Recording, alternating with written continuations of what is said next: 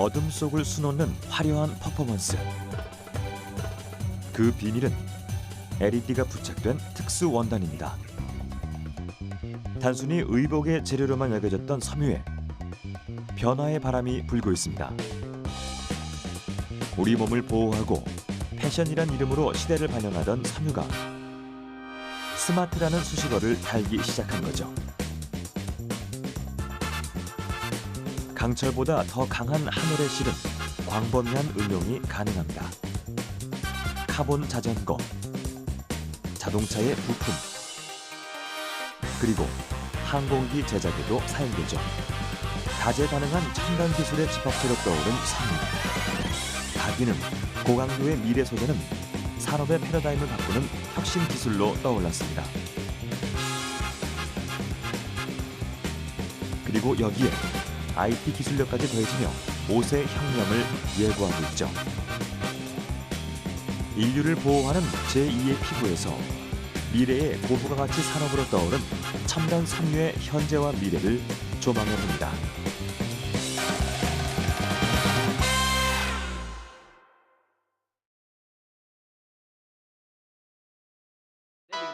사람에게 반드시 필요한 요소로 꼽히는 의식주. 그중 의에 해당하는 섬유 산업은 인류의 역사와 함께 눈부시게 성장해왔습니다. 천연 섬유에서 합성 섬유로 그리고 첨단 섬유로 개량을 더하며 더욱 풍요로운 의생활을 영위할 수 있게 됐고, 의류를 넘어 다양한 산업으로까지 그 영역을 확장하고 있죠.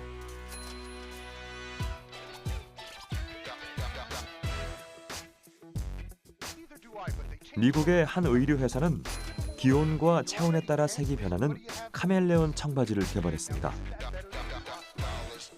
바지 한 벌로 두 벌을 입는 효과를 얻고 자체 프린팅도 가능하다네요.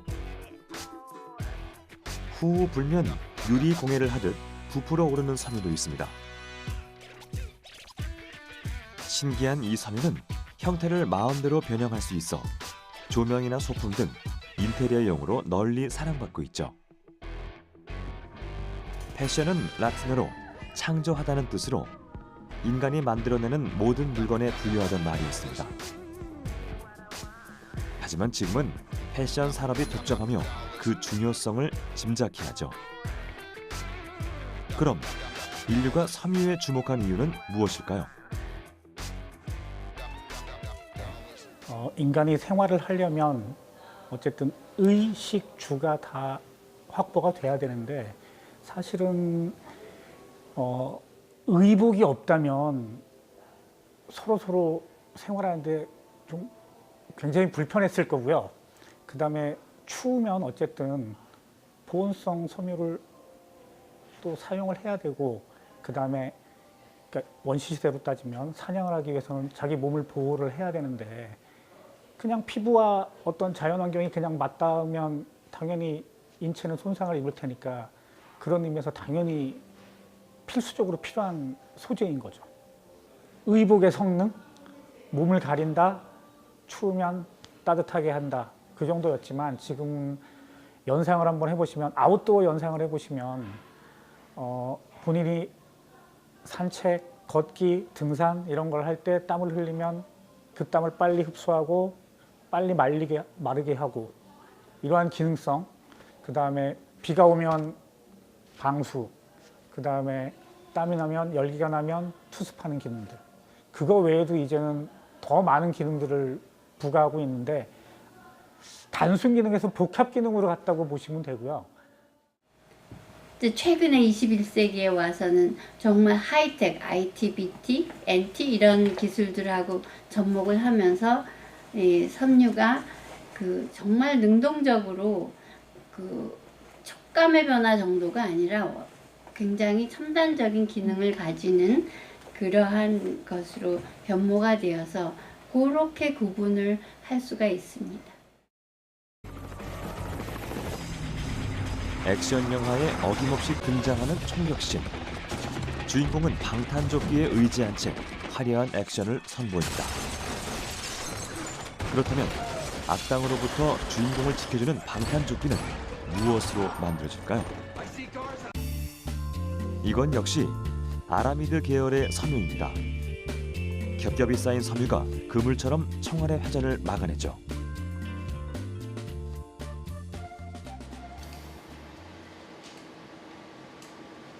우리의 삶에 밀접하게 맞닿은 섬유 산업. 현대에는 섬유가 쓰이지 않는 곳이 없을 정도로 그 가능성은 무한합니다. 다양한 기능을 탑재한 섬유는 그 자체가 첨단 기술이죠. 그 종류도 수십 종에 달합니다. 그렇다면 그중 세계적으로 주목받는 신소재를 만나볼까요? 꿈의 소재라 불릴 정도로 무한한 가능성을 가진 탄소 섬유입니다. 탄소 섬유란 탄소가 주성분인 매우 가는 섬유로 철보다 무게가 4분의 1로 가벼우며 강도는 10배 이상 강력합니다. 섬유로 자동차를 끌 수 있을 정도죠. 탄소 섬유의 가치는 앞으로 더 커질 전망입니다. 나날이 진일보하고 있는 섬유의 기능. 섬유의 역사는 아라미드, 탄소 섬유 등 고기능 특수 섬유 개발로 성장세를 이어가고 있습니다. 그렇다면 현대의 첨단 섬유들을 만나러 가볼까요? 세계의 섬유 시장을 장악한 우리의 기술이 있습니다. 안양에 위치한 한 화학 섬유 회사. 이곳에선 세계인 10명 중 3명이 사용한다는 신축성 원사를 생산하고 있습니다. 7년여의 끈질긴 연구 끝에 성과를 내기 시작한 스판덱스죠. 수영복과 스타킹, 기저귀 등의 광범위하게 쓰이는 원단. 스판덱스란 폴리우레탄을 주성분으로 한 신축성이 뛰어난 기능성 섬유입니다. 우리나라는 세계에서 4번째로 스판덱스를 자체 기술로 개발해냈죠. 그렇다면 활용도가 무궁무진한 이 합성 섬유는 무엇을 대체할 수 있을까요? 바로 고무입니다. 고무 같은 경우에는 일단 변형이 일어났을 때 회복이 되지 않는 성질이 있고, 스판덱스 섬유 같은 경우에는 아까 말씀드렸듯이 그 회복률이 거의 95%에서 98%까지 되고, 일단 섬유로서 이제 옷을 만들 수 있으려면 이제 염색이 가능해야 되거든요. 그런 거 있고, 그다음에 그 일반 고무 같은 경우에는 이제 열화라고 해서 취하되는 성능이 그 오래 사용하다 보면은 이제 뭐 부러지거나 뭐 그런 깨지는 경우가 많은데, 스판덱스는 그런 열화에 강하고 그다음에 변색성도 좋기 때문에 섬유 용도로서는 되게 적합한 섬유입니다. 섬유계의 반도체라 불릴 정도로 고부가 가치의 섬유인 스판덱스. 양질의 스판덱스를 만들기 위해선 일정한 조건을 통과해야만 합니다. 생산된 제품의 일부는 선별해 연구실에서 무작위 테스트를 진행하는데요. 깐깐한 테스트를 거친 후에야 비로소 상품 가치를 얻을 수 있습니다. 첫 번째 테스트는 섬유의 균일한 직경을 맞추는 것. 레이저로 실의 직경을 측정해 모니터링함으로써 오차의 범위를 줄이는 것이죠. 이게는 RM기라는 기계로서 실이 풀릴 때 실에 걸리는 장력을 측정해서 실이 얼마나 균일하게 나오고 있는지를 판단하고, 또 추가적으로 직경을 레이저 센서를 통해서 측정함으로써 마찬가지로 실이 얼마나 균일하게 나오고 있는지를 판단을 하는 그런 기계입니다. 섬유의 하자는 제품화를 했을 때 더욱 분명히 드러납니다. 원단에 층이 지거나 반사도가 달라져 줄이 그어진 것처럼 보이는 문제가 발생하죠. 또 섬유의 내구성을 테스트하는 것도 중요한 과정입니다. 일정한 장력과 마찰력은 섬유의 내구성을 나타내는 중요한 기준. 그 수치가 일정하지 못하다면 섬유에 가해지는 힘을 고르게 분산하지 못해 원단이 금세 해져버리고 말죠. 한쪽에선 인장력 테스트를 준비하고 있습니다. 인장력 테스트란 원단을 수차례 잡아당겨 끊어지지 않고 얼마나 버티는가를 보는 실험입니다. 스판덱스의 신축성을 알아보기 위한 과정이죠. 테스트기에 스판덱스를 걸어 섬유가 끊어질 때까지 위로 쭉 잡아당깁니다. 섬유의 측정 단위인 데니아에 따라 그 기준의 차이는 있지만 원래 길이보다 통상 7배까지 섬유가 늘어나는 것을 확인할 수 있었죠.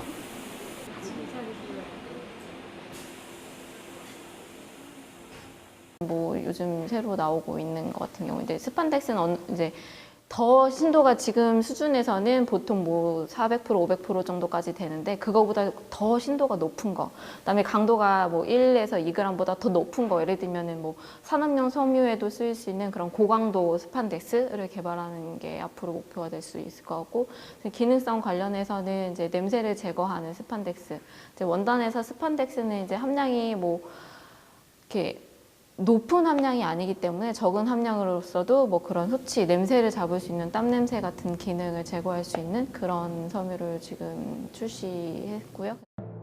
섬유의 변신은 어디까지 가능할까요?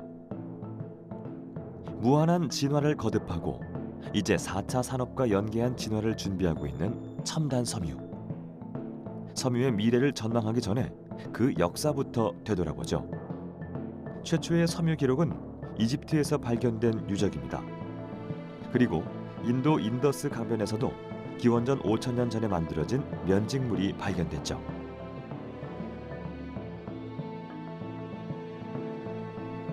유사 이전부터 인류가 사용한 섬유는 모두 천연 섬유였습니다. 하지만 이는 기후나 병해 등의 영향을 많이 받았죠. 문화가 발달하고 인구가 늘어남에 따라 섬유 수요량은 급격히 증가했습니다. 결국 천연 섬유만으로 충족할 수 없어 새로운 섬유 재료인 인조 섬유의 개발이 시급해졌죠. 산업혁명의 시발점 역시 섬유입니다. 당시 영국의 가장 중요한 산업이었던 섬유공업에서 방지 기계가 발명되면서 시작됐죠. 사람들은 더 많은 모직을 생산하기 위해 적극적으로 기계를 도입했습니다. 그리고 19세기 천연 섬유의 시대는 완전히 지고 물, 공기, 석탄을 원료로 만든 본격적인 합성 섬유의 시대가 열렸습니다.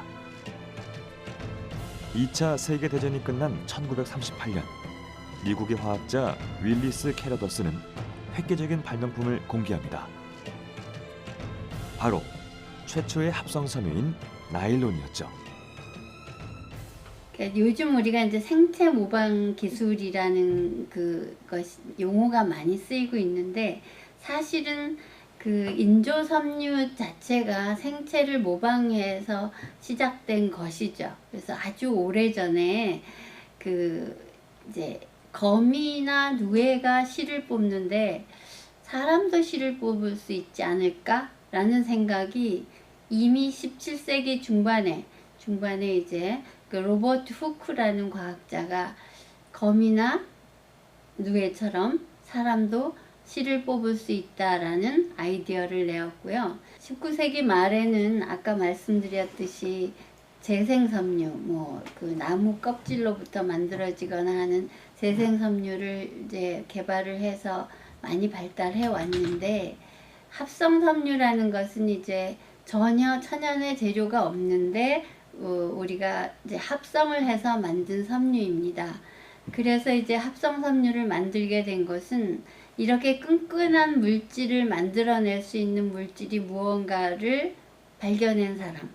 그러니까 예를 들면은 그 스타우딩거라는 사람이 1920년에 섬유를 만드는 물질은 이렇게 분자량이 크고 분자세가 길이 방향으로만 쭉 중합이 되어서 선상의 모양을 하고 있는 중합체다라는 것을 이제 발견을 했고요.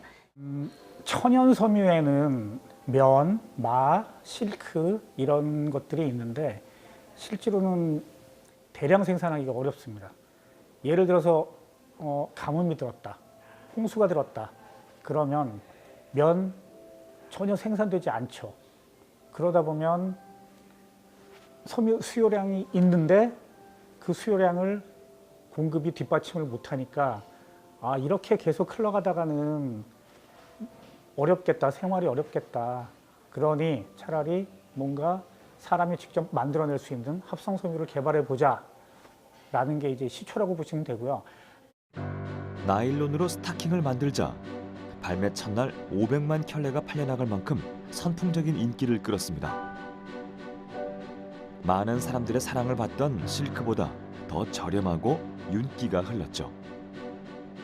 그리고 화학 섬유의 제왕이라고 불리는 나일론의 성공은 제2, 제3의 합성 섬유의 등장으로 이어집니다.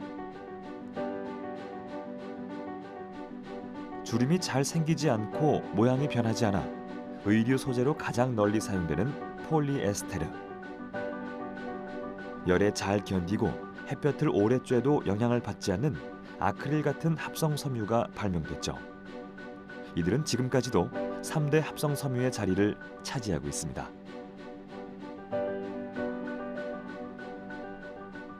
지금도 화학자들은 더 쾌적하고 위생적이며 몸을 안전하게 보호하는 섬유를 개발하기 위해 노력하고 있습니다. 최근 섬유 산업은 패션뿐 아니라 우주 항공, 스포츠, 자동차, 전기 전자 같은 첨단 산업 분야로 그 범위가 더욱 넓어지고 있죠. 그럼 또 다른 첨단 섬유의 혁명을 만나러 가볼까요? 스포츠 섬유 과학 분야는 의료와 헬스를 접목한 융합 기술로 인간의 한계에 도전하는 입는 과학으로 평가받습니다. 선수들이 입는 스포츠 웨어는 기록 단축에 도움이 되는 최첨단 기술의 집약체죠. 그래서 올림픽은 과학기술의 격전지라고 불립니다.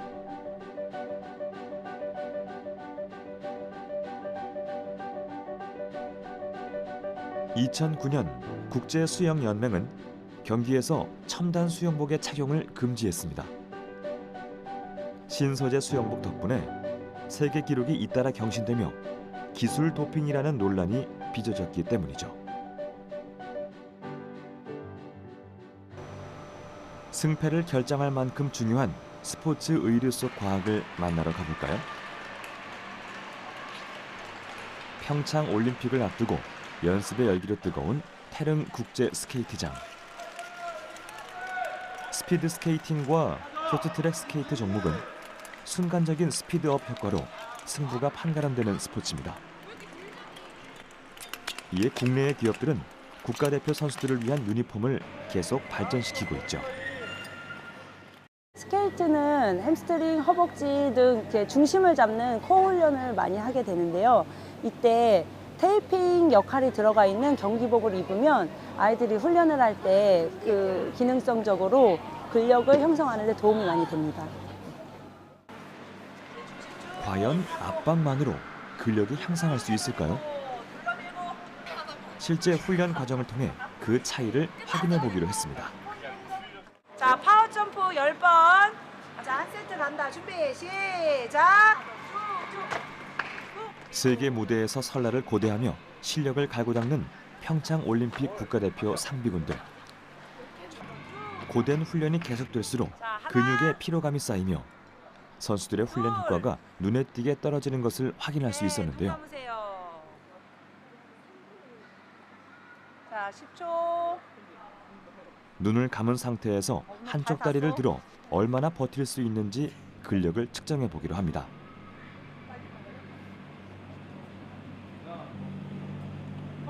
이번에는 기능성 압박 훈련복을 입고 같은 동작을 취해 보기로 했는데요. 선수들에게 충분한 휴식을 취하게 한 뒤 훈련복을 입고 한쪽 다리로 균형을 잡아보게 했습니다.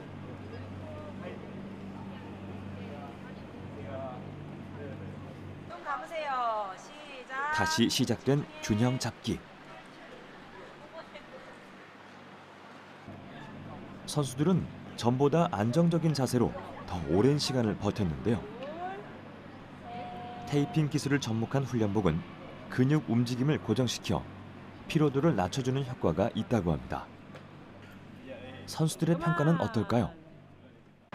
네, 제가 원래 중학교 때부터 무릎이 아파가지고 재활도 하고 테이핑도 많이 했는데 테이핑 같은 경우는 하면은 땀이 나가지고 이렇게 잘 벗겨지고 뜯을 때도 되게 따가워가지고 불편했었는데 이거는 신으면 그냥 잘 늘어나고 이렇게 잘 잡아주는 것 같아서 좋은 것 같아요. 근육을 많이 잡아주고요. 붓는 걸 좀 많이 방지해주는 것 같아요. 전에 이거 없을 때는 이제 근육이 퍼지는 게 많았었는데 이제 이거 차고 하면 근육을 좀 딱 뭉치게 해주는 것 같아요. 경기도 남양주시에 위치한 스포츠웨어 전문 기업. 이곳에선 스포츠 의학 전문가와 재활의학, 의류학과 전문 교수들이 참여해 국가대표 선수들을 위한 기능성 훈련복을 연구하고 있습니다. 그들이 주목한 것은 스포츠 의학에서 자주 등장하는 테이핑 요법. 이를 훈련복에 녹여냈죠.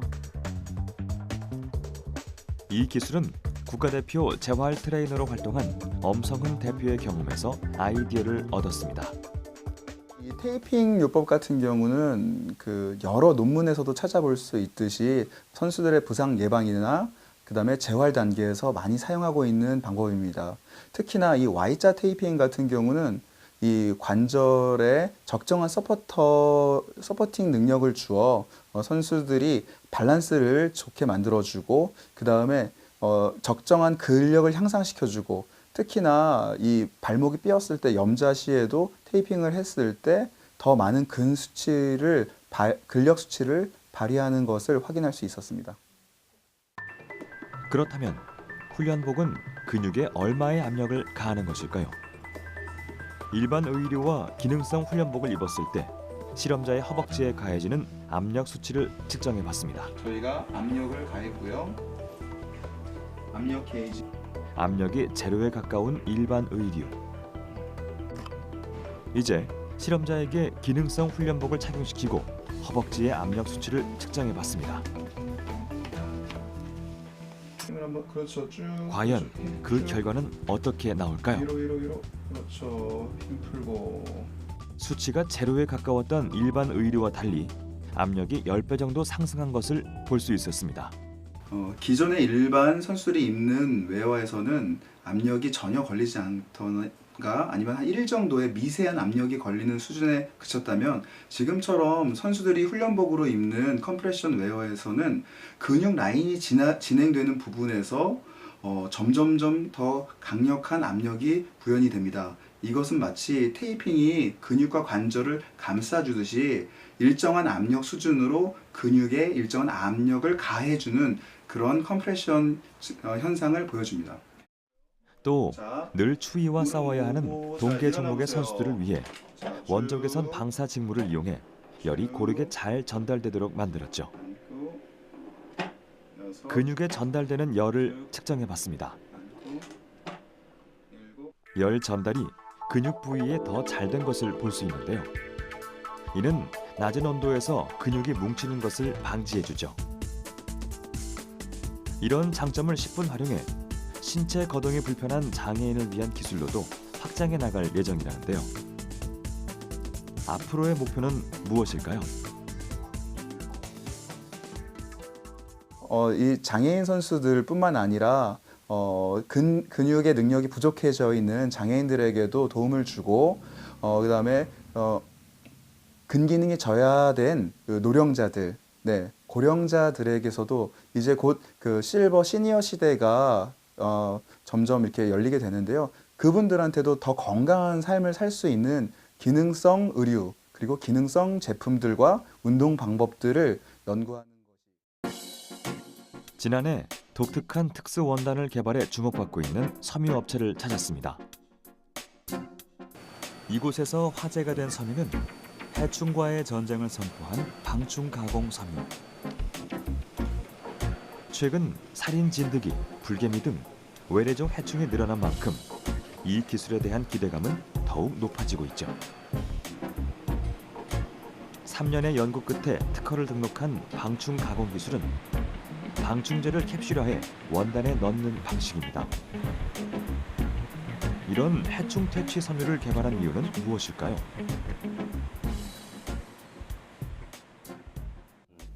가까운 약국에만 가도 해충을 퇴치하는 기술이 접목되어 있는 제품들이 많이 나와 있습니다. 하지만 대부분의 이런 이 처리제들은 천연 식물에서 추출한 원액들을 주로 사용하고 있기 때문에 자체적으로 갖고 있는 향기가 있습니다. 그래서 그 향기에 알러지가 있는 분들도 있고 그 향이 워낙 강하다 보니까는 해충이나 모기 같은 해충에도 적용을 하지만 사람한테도 이 영향을 줄 수 있는, 물론 이제 그 인체의 어떤 그 화학적인 독성 부분을 떠나서 개인적인 이 어떤 그 향에 대한 취향이 맞질 않아서 사용하지 못하거나, 또 하나는 너무나 이제 짧은 기간 작용을 한다는 단점이 있었죠. 소비자의 편차를 줄이는 데 초점을 맞춘 연구진. 무생 무취의 해충 퇴치 원료를 사용해 제품의 호감도를 높였습니다. 또 다공 구조의 플라스틱 캡슐 안에 해당 원료를 넣어 공기 중에 지속적으로 분출될 수 있도록 했죠. 방충 효과를 오래 유지하기 위해 원료 형태에도 각별히 신경을 썼는데요. 물에 녹지 않는 기름 성분이라 잦은 세탁에도 효능은 변함이 없죠. 그렇다면 그 과정을 살펴볼까요? 개발한 캡슐 분말을 물에 희석해서 원단에 도포해줍니다. 캡슐이 남아있는 한 그 효과는 영구히 지속되죠. 그러기 위해선 원단과 캡슐이 잘 붙어있는 것이 관건. 특수 고안된 접착제를 함께 코팅하는 열 처리 과정을 거치면 원단이 완성되죠. 우리가 접착제로 이 홈트리 자체를 붙여놓기 때문에 접착제는 원단에 잘 붙어있게끔 열 처리를 해서 큐어링을 시켜주는 거죠. 큐어링을 시켜주지 않으면 한 번 세탁을 하면 다 빠져나오기 때문에 열 처리는 꼭 필요한 과정입니다. 그 효과를 테스트해본 결과 해충 퇴치 원단으로 입구를 막은 쪽만 모기의 움직임이 둔화된 것을 볼 수 있었습니다. 방충 원료가 해충의 신경계를 자극했기 때문인데요. 이런 결과를 도출하기까지 힘든 날도 많았습니다. 국내 규격으로는 방충 처리되어 있는 원단이나 의류에 어떤 기준 물청치가 없습니다. 상당히 안타까운 부분이에요. 그래서 저희가 개발 초기부터 사용했던 기준은 미국 환경보호청 EPA 기준하고 그다음에 WHO에서 테스트하는 기준을 저희는 따랐습니다. 지금도 그 기준을 사용하는 것은 사실이고요. 기준이 없다 보니까는 이제 그 기준을 해외 기준을 찾고 또 안타깝게도 해외 기준에 맞춰서 테스트를 해야 되는, 그렇다 보니까 국내에서 테스트 받을 기관도 미비하고 설비도 미비하고 장비도 미비하고, 그렇다 보니까 우리가 개발한 수준이 어디인지를 빨리빨리 체크하는 데 상당히 어려움을 겪었습니다. 아직 KS 등 인증 기준이 정해져 있지 않은 방충 원단 분야. 외국의 기준을 차용할 수밖에 없었죠. 그리고 그 결실은 이제 막 열매를 맺었습니다. 국내외 기업에서 제품 상용화를 추진, 일부 해외 군복에도 적용된 거죠. 해충 퇴치라는 기능이 그냥 단순하게 모기에 물리지 않는 이런 단순한 목적이 아니라 국민 전체의 어떤 안전과 그다음에 복지 증진에도 기여할 수 있다고 저희가 판단을 하기 때문에 의류를 벗어나서 다른 다양한 제품에까지 적용하는 것을 목적으로 하고 있고요.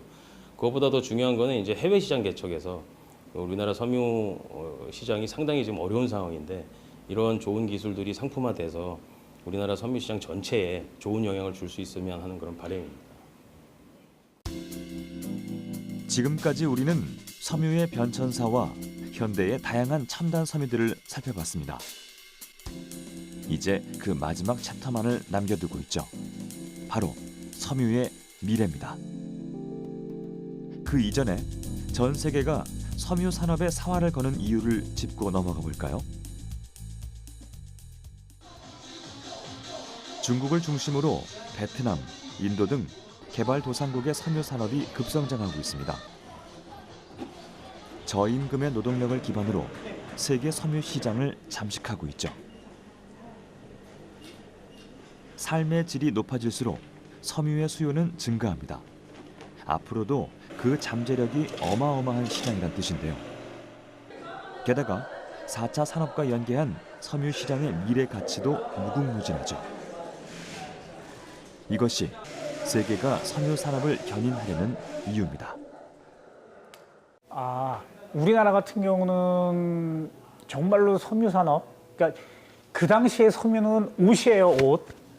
그러니까 소재가 아니고 옷이었고 옷을 많이 팔아서 어쨌든 우리나라는 수출을 많이 해서 돈을 많이 벌었고 그걸 가지고 반도체, 자동차 산업에 투자해서 전자전기 분야를 일으킨 나라가, 그러니까 대표적인 나라가 우리나라고요. 다른 나라들 역시 다 마찬가지입니다. 선진국이라고 하는 나라들을 섬유부터 시작을 했습니다. 그런 것처럼 모든 인류가 다 섬유를 필요로 하기 때문에 섬유가 지속적으로 아마 뭔가 이런 부침이라고 그럴까요? 그런 건 있겠지만 아마 지속적인 산업이 될 것으로 생각을 합니다. 섬유가 사양 사업이라는 세간의 이야기는 이제 옛말입니다. 국내 섬유 회사들은 고부가 가치 섬유를 개발해 글로벌 시장에 내놓으며 첨단 소재 업체로 인정받고 있죠. 이미 최고급 패션 섬유 기업들은 국가 경제의 큰 비중을 차지하고 세계 시장을 석권하고 있습니다. 또 많은 옷들이 ICT와 융합해 스마트 의류라는 이름으로 현대의 트렌드를 반영하기 시작했죠. 내 몸에 꼭 맞는 맞춤형 제품을 즉석에서 만들어낼 수 있고 로봇이 필요한 정보를 읽고 움직임을 스스로 결정합니다.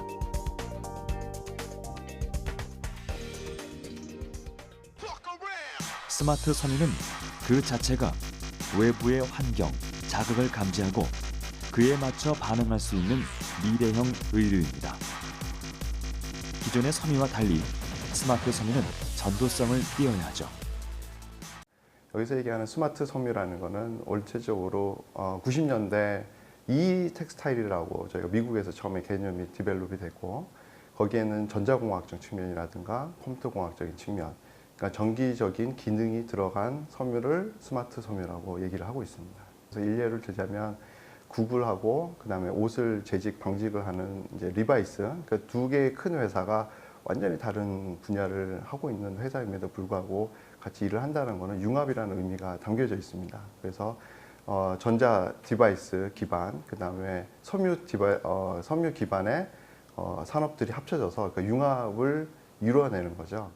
IT 어떤 부품들을 접목을 해야 되는데 그 IT 부품 자체가 플렉시블하진 않죠. 유연하진 않고 신축성이 없으니까 그 부품 자체를 다 전도성이 있는 섬유를 사용을 해서 플렉시블하게 만듭니다.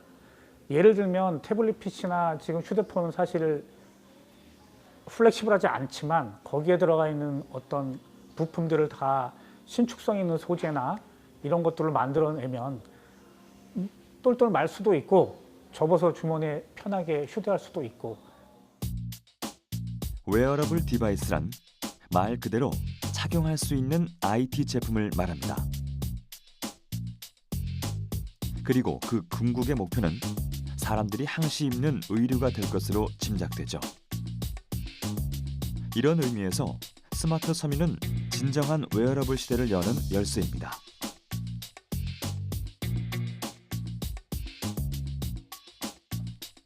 벌써 일본의 한 섬유업체는 통신업체와 손을 잡고 생체 정보를 취득하는 스마트 의류를 개발, 실제 병원 도입까지 추진 중이죠. 그렇다면 전 세계 스마트 섬유 시장의 규모는 향후 어떻게 변화할까요? 스마트 섬유 시장은 오는 2020년까지 15억 달러 규모로 성장할 거란 예측. 하지만 아직 현실적인 문제도 존재합니다.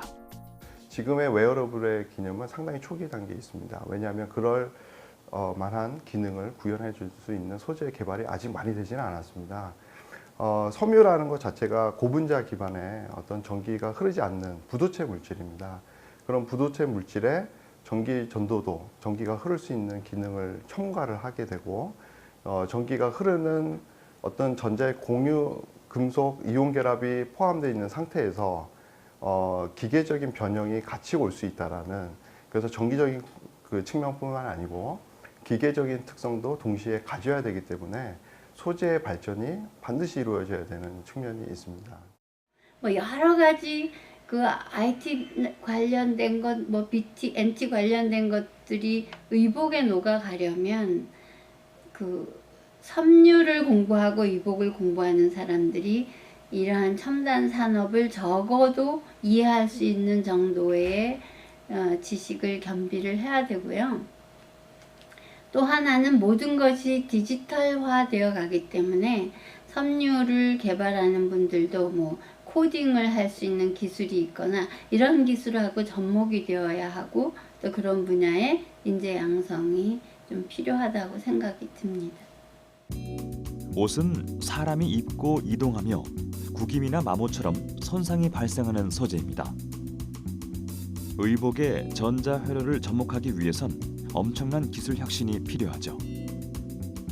그 기술의 핵심은 섬유 형태로 전극 역할을 수행할 수 있는 전도성 섬유를 누가 먼저 선점하느냐에 달렸습니다.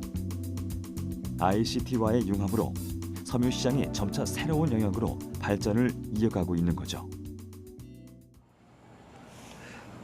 미래형 첨단 섬유를 연구하고 있는 국내 대학의 연구진.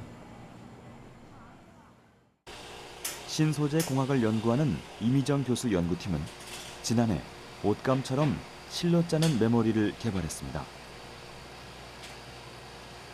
기존에 이용되었던 소자에서는 필름 형태나 이제 딱딱한 기판 위에서 많이 공정이 진행이 됐었는데 저희 같은 경우에는 이제 옷감을 이용하기 때문에 기존의 증착 장비가 이제 고가인 증착 장비가 필요 없고 간단히 이제 상온에서도 진행을 할 수 있기 때문에 이제 공정적인 부분에서도 간소화 및 이제 가격 절감에 대한 효과를 가지고 올 수가 있고요.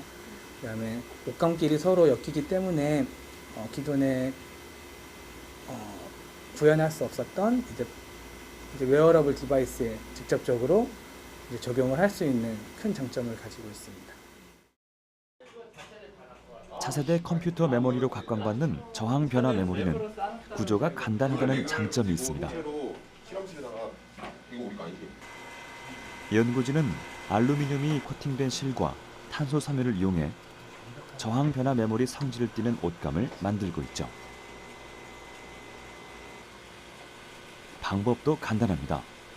편집기로 두 재료를 직조해 접합하는 거죠. 두 실이 교차하며 절연체와 전도체의 특성이 번갈아 나타납니다. 이렇게 완성된 전자 옷감은 소자의 성능도 그대로 유지되며 세탁을 하거나 구부러지고 뒤틀려도 안정적으로 동작을 할 수 있죠. 이 공간도 보시면 아시겠지만 의상 디자인과나 이제 뭐 공업 디자인과 그리고 컴퓨터 공학과 등과 같이 협업을 많이 진행을 하고 있는데요. 그러면서 이제 느끼는 게 저희가 갖고 있는 이런 뭐 소자를 제작하는 과학적인 기술만으로는 좀 더 웨어러블 디바이스에 부족한 부분이 좀 많은 것을 좀 깨닫게 되었습니다. 만약에 이런 전자 소자들이 옷감에 직접 이제 따로 부착되는 형식이 아닌 이제 옷감 자체가 소자화가 되면은 이제 보는 사람으로부터도 이제 좀 심미적인 요인이 향상이 되고 사용하는 사람 입장에서도 이제 거부감이 없이 친인간적으로 저희가 많이 활용을 할 수 있다는 생각을 가지고 이 부분에 대해서 연구를 진행을 하게 되었습니다. 전자 옷감의 특성을 평가하는 연구진. 안정적인 저항 변화가 나타나는지 실험해 봤습니다. 그래프 분석 결과 전류의 세기에 따라 저항값이 달라진다는 사실을 알 수 있었는데요. 섬유가 전기 회로의 역할을 담당했기 때문이죠. 고가의 복잡한 반도체 장비 없이 간단히 만들 수 있는 전자 옷감. 이를 잘 활용하면 스마트 섬유의 생산도 먼 미래의 일이 아닐 겁니다. 저희 전자옷감을 이용을 해서 이제 전자옷감 같은 경우에는 어떻게 직조하느냐에 따라서 이제 소자가 늘어날 수도 있고 아니면 이제 늘어나지 않고 어떻게 직조하느냐에 따라 늘어날 수 있는 특성을 가지게 됩니다. 따라서 그렇게 직조를 해서 소자가 늘어날 수 있는 그런 센서를 만드는 게 하나의 목표이고요. 또 다른 분야로는 이 소자가 작동을 하면서 산소에 대한 반응이나 이제 기압에 대한 반응을 또 할 수가 있기 때문에 그 부분을 좀 더 연구하는 것이 저희의 목표입니다. 과학을 입고 새로운 첨단 산업으로 화려한 비상을 꿈꾸고 있는 섬유 시장. 이제 영화 속 투명 망토나 스마트 패션을 일상에서 만날 수 있는 날도 머지않았습니다. 팔색조의 매력을 가진 첨단 섬유의 미래상을 예측해 볼까요? 지금 그 섬유 자체로 봤을 때, 의류 산업 자체로 봤을 때도 사실은 아무런 기능이 없음에도 불구하고 상당히 시장이 크지 않습니까? 그래서 이 단순히 우리가 피부를 보호하고 몸을 보호하는 외부 환경으로부터 뿐만이 아니고 어떤 패션적인 의미가 가미이 됨으로 인해서 산업적인 발전이 너무 크기 때문에 만약에 거기에 어떤 그 전자, 기계적인 물성이 들어간 기능성 스마트 섬유가 활발히 적용이 된다면 그 산업적 가치는 굉장히 크다고 생각이 듭니다. 제가 생각하는 분야는 일단 병원에서는 간호사들이 다 환자들을 일일이 다 감당하기 어려운데 그러한 환자복에 그런 걸 적용한다면 뭔가 환자의 어떤 상태가 체온, 심박동, 혈압 이런 것들이 저절로 이제 체크돼서 간호사분들한테 이제 그 정보가 전달이 되겠죠. 그리고 유아, 그러니까 미아라고 그러죠. 길을 잃어버린 미아들 그 위치 추적하는 데 편할 거고, 그 다음에 치매 환자들, 노인분들 이런 분들한테 되게 편할 거고요. 그것이 의복으로 다 최종적으로는 적용이 되어서 우리가 입은 옷에서 그러한 그 첨단 기기들의 작동이 이루어지지 않을까, 그렇게 생각은 해봅니다. 그래서 앞으로도 이 패션 산업은 또 이 4차 산업혁명 시대에도 굉장히 필요한 항목 중에 하나일 것으로 기대를 하고 있습니다. 네.